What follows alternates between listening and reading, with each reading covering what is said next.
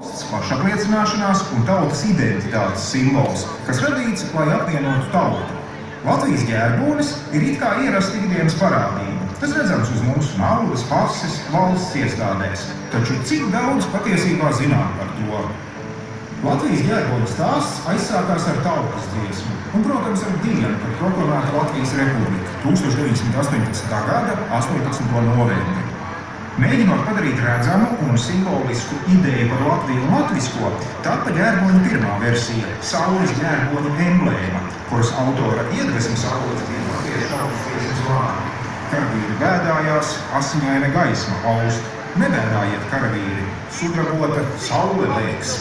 Emblēmā tika attēlota sarkanā laukā uzlecoša sudraba saule ar burtu L viducī, simbolizējot vārdu Latvija. 3 zvaigznes, tolaik Latvijas Republika ievietošās 3 guberņas, un katram latvietim tik svarīgais dabas motīvs – zaļas zemes un upes veidolā. Latvijas ģērboni, kādu to pazīstam šodien, 1921. gadā veidoja kāda īpaša un liktenīga jaunības un pieredzes saspēle. Tā pirmo mērķu piedāvāja tolaik jaunais un talantīgais Vils Krūmiņš. Savukārt ģērboni pilnveidoja Rihards Zariņš, mākslinieks, kuram tolaik bija vislielākā pieredze lietišķajā grafikā. Austošā saule, kā pašapziņas, jaunās valsts un tautas brīvības simbols, kļuva par jaunā ģērboņa centrālo tēlu un elementu.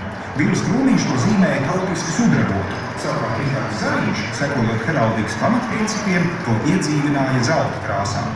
Arī iepriekš izmantotās 3 zvaigznes tiek attēlotas jaunajā ģērbonī, uzdrošinoties nesekot klasiskajiem heraldikas kanoniem.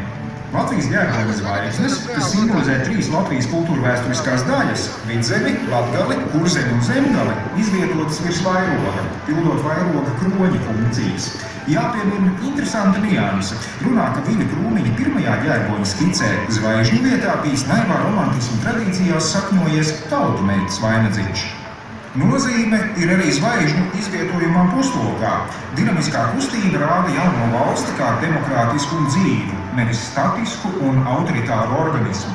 Lai arī ne pa jokam tika lausti šķērpi par svežzemju laulām un mītiskajiem grifiem, piedāvājot tos aizvietot gan ar zaļā laukā attēlotu arku, gan ar sudraba zobenu, tomēr no Kurzemes un Zemgalas hercogistes mantotais sarkanā lauvas simbols ieguvis savu otro dzīvi jaunajā Latvijas ģērbonī.